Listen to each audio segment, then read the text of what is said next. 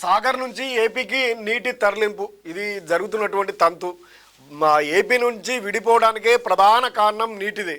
నీటి వినియోగం పైన ఏపీ ఎప్పుడు కూడా తెలంగాణను మించి వాడుకుంటా ఉంది, తెలంగాణ హక్కులను కాలరాస్తుంది అన్నదానికి ఇది నిదర్శనం. విభజన చట్టాన్ని కూడా పక్కకు తోసేసి ఏపీ నీటి దోపిడీకి పాల్పడతా ఉంది. కృష్ణానది, ఇటు గోదావరి, తుంగభద్ర, ఇలా అన్ని నదులకు సంబంధించినటువంటి నీటిని అధికంగా వాడుకుంటుంది. సాగర్కు నీరు రాకుండానే పోతిరెడ్డిపాడు ద్వారా రాయలసీమకు తరలిస్తున్నటువంటి పరిస్థితి. మరి రాష్ట్ర ప్రభుత్వం ఏం చేస్తుంది? రాష్ట్ర ప్రభుత్వం సమగ్రమైనటువంటి నిర్ణయం తీసుకోవాల్సినటువంటి అవసరం ఉంది. న్యాయపరంగా వారికి పోవాల్సినటువంటి వాటాను మించి తీసుకెళ్తుంటే రాష్ట్ర ప్రభుత్వం ప్రశ్నించాల్సినటువంటి అవసరం ఉంది. కృష్ణా బోర్డు అనుమతి లేకుండానే కుడికాలోకు నీళ్లు, వాటర్ రిలీజ్ ఆర్డర్ లేకుండా ఏకపక్షంగా విడుదల, పోతిరెడ్డిపాడు నుంచి నీటి విడుదల పెంపు, కృష్ణా బోర్డుకు తెలంగాణ ఫిర్యాదు. ఇక తెలంగాణ అయితే ఫిర్యాదు చేస్తూ ఉంది, ఫిర్యాదులకే పరిమితం అవుతుంది. ఇప్పుడు కూడా దాని మీద ఫైట్ చేయాల్సినటువంటి అవసరం ఉంది. కృష్ణా బోర్డుకు సంబంధించిన అసలు అనుమతులు, ఎటువంటి అనుమతులు లేకుండా, కనీసం సమాచారం కూడా ఇవ్వకుండా ఎత్తుకుపోతున్నటువంటి పరిస్థితి. ఇట్లా కృష్ణా జలాలను సాగర్ నీటిలోకి రాకుండా ఒకవైపు, వచ్చిన తర్వాత మళ్ళీ కుడికాలతోటి దోపిడీకి పాల్పడుతున్నటువంటి పరిస్థితి. ప్రాజెక్టులోకి వరద రావడమే ఆలస్యం అన్నట్టుగా ఏపీ జల దోపిడీకి పాల్పడుతుంది. ఇప్పటికే శ్రీశైలం నుంచి పోతిరెడ్డిపాడు ద్వారా అనధికారికంగా నీటిని తరలించకపోతున్న పొరుగు రాష్ట్రం ఇప్పుడు సాగర్ నుంచి కూడా అదే పని చేస్తుంది. కృష్ణా బోర్డు అనుమతి లేకుండానే శ్రీశైలం నుంచి నీటిని రాయలసీమకు పోతున్న ఏపీ గురువారం నాగార్జున సాగర్ కుడికాలువ గేట్లను తెరిచింది. ప్రస్తుతం 500 క్యూసెక్ల నీటినే దిగువకు తీసుకుపోతున్నా 1-2 రోజుల్లో 5000 క్యూసెక్లకు పెంచేలా ఏర్పాట్లు చేసుకుంటున్నటువంటి పరిస్థితి. ఇక 4వ పేజీలో చూద్దాం, ఎంత దారుణానికి పాల్పడుతుందో చూడొచ్చు. ఏపీ సర్కారు చేస్తున్నటువంటి నిర్వాహకం ఇది ఇప్పటి నుంచి కాదు, ఉమ్మడి రాష్ట్రంగా ఉన్నప్పుడు కూడా అధికంగా నీటిని వాడుకున్నటువంటి పొరుగు రాష్ట్రం ఇప్పుడు మళ్ళీ ఇదే తందుకు కుతంత్రాలకు పాల్పడుతూ అధికంగా నిబంధనలకు వ్యతిరేకంగా అధికంగా వాడుకుంటున్నటువంటి పరిస్థితి. ఏపీ తీరుపై తెలంగాణ ఇరిగేషన్ అధికారులు తీవ్రంగా అభ్యంతరం వ్యక్తం చేస్తూ కృష్ణా బోర్డుకు గురువారం ఫిర్యాదు చేశారు. ఏపీని కట్టడి చేయాలని కోరారు.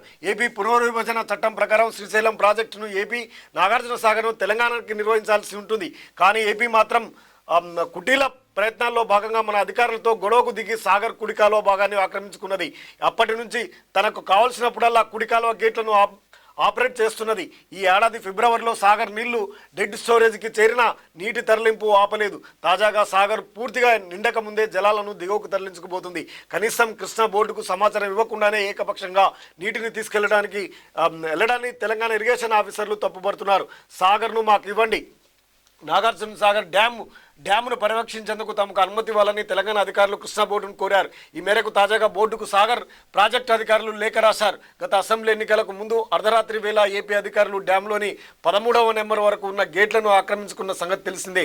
కేఆర్ఎంబీ ఆదేశాలు లేనిదే ఎవరిని డ్యాంలోకి రానివ్వకూడదని సిఆర్పీఎఫ్ బలగాలకు సైతం కేంద్రం మార్గదర్శకాలను జారీ చేసింది. బోర్డు ఉత్తర్వులతోనే ఇరు రాష్ట్రాల అధికారులు డ్యాం పైకి వెళ్లి వస్తున్నారు. అయితే ప్రస్తుత సాగర్ డ్యాం 575 ఫీట్లు లెవెల్లో చేరుకున్న నేపథ్యంలో పర్యవేక్షణ కోసం గ్యారీ డ్యాములపైకి వెళ్లేందుకు అనుమతి ఇవ్వాలని బోర్డు కోరారు. డ్యాము పర్యవేక్షణ విధుల్లో 3 డివిజన్ల అధికారులు షిఫ్ట్ మారిగా పాల్గొంటారని, ప్రతి ఒక్కరి పేరిట అనుమతులు ఇవ్వడం ఇబ్బందికరంగా మారిందని వివరించారు. పోతిరెడ్డిపాడు నుంచి పెంపు, ఇక ఏ విధంగా ఎంత దోపిడీ జరుగుతుంది. సాగరు మరే జానారెడ్డి పెద్ద దిక్కుగా చెప్పుకుంటున్నటువంటి జానారెడ్డి, మరి సీఎంకే సలహాలు ఇస్తారంటూ చెప్పుకుంటున్నటువంటి జానారెడ్డి సొంత నియోజకవర్గము మరి సాగర్లోనే ఎక్కువగా గడుపుతూ ఉంటారు. సాగర్ ప్రాజెక్టుకు ఆనుకొని స్వయాన ఆయన నివాస గృహం ఉంది. మరి ఇంత జలదోపిడికి జరుగుతుంటే మరి ఏం చేస్తున్నట్టు అనే ప్రశ్న కూడా ఉత్పన్నమవుతుంది. నాగార్జున సాగర్ ప్రాజెక్టుకు సంబంధించినటువంటి అంశంలో మరి ఇప్పటివరకు జానారెడ్డి నోరెత్తడం లేదు. ఎందుకని? ఆయనకు పరిపూర్ణంగా తెలుసు ప్రాజెక్టు వివరాలు, ఏ విధంగా పంపకాలు జరగాలి, ఏ విధంగా వాడుకోవాలి. మరి నాగార్జున సాగర్ హెడ్ క్వార్టర్గా పెట్టుకొని అక్కడే నివాసం ఉంటున్నటువంటి జానారెడ్డి దీనిపై ఎందుకు స్పందించడం లేదు? అక్కడ జరుగుతున్నటువంటి తీరు తెలియదా? ఇప్పటికే ఏపీ అక్కడ మొత్తం ప్రాజెక్టునే కబ్జా చేసి కుడికాలోని మొత్తం కూడా వాళ్ళు నడుపుకుంటున్నటువంటి పరిస్థితి. ఇంత దోపిడీకి జరుగుతుంటే ఎందుకు మాట్లాడడం లేదు అనే ప్రశ్న కూడా ఇప్పుడు ఉత్పన్నమవుతుంది.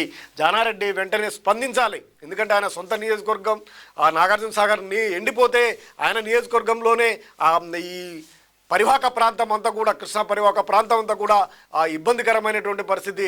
మరి ఆయన బెల్టే మిర్యాలు కూడా నాగార్జున సాగర్ 2 నియోజకవర్గాలకు కూడా ఆ నీరే పారుతుంది. మరి ఈ నీటి దోపిడీ పాల్పడుతుంటే అక్కడే ఉంటున్నటువంటి జానారెడ్డి ఎందుకు మాట్లాడడం లేదు అనేది అందరూ ప్రశ్నిస్తున్నటువంటి అంశం. ఆయన మాట్లాడి జోక్యం చేసుకొని ఈ నీటి వివాదానికి మరి శాంతియుతంగా ఒక పరిష్కార మార్గాన్ని మాట్లాడాల్సినటువంటి బాధ్యత జానారెడ్డిపై ఉంది. పోతిరెడ్డిపాడు నుంచి పెంపు, పోతిరెడ్డిపాడు నుంచి నిన్నటి దాకా 20,000 క్యూసెక్లు తీసుకెళ్లినటువంటి పొరుగు రాష్ట్రం తాజా దానిని 24,400 క్యూసెక్లకు పెంచింది. తద్వారా రాయలసీమలోని రిజర్వాయర్లు వేగంగా నింపుకునే పనిలో పడింది. అనధికారికంగా ఇంతకు మించి తరలిస్తున్నట్లు తెలుస్తుంది. కాగా దీనిపైన కృష్ణా బోర్డుకు తెలంగాణ అధికారులు ఫిర్యాదు చేశారు. వాటర్ రిలీజ్ ఆర్డర్స్ లేకుండానే కృష్ణా జలాలను ఏపీ తరలిస్తుందని ఆరోపించారు. బచావత్ ట్రిబ్యునల్ అవార్డు భిన్నంగా నీటి విడుదల తరలింపును చేపడుతున్నందుకు వెంటనే అడ్డుకోవాలని కోరారు. ఇంకా సాగర్ పులిచెంతల ప్రాజెక్టులు నిండకుండానే అవుట్ సైడ్ బేసిన్కు తరలించడం ట్రిబ్యునల్ అవార్డు విరుద్ధమని కూడా ఫిర్యాదులో పేర్కొన్నారు. ఎంత జలదోపిడీ జరుగుతుంది, మరి బీజేపీ ప్రభుత్వం ఏం చేస్తుంది? బీజేపీ నాయకులు గొంతు చింపుకొని మాట్లాడుతూ ఉంటారు.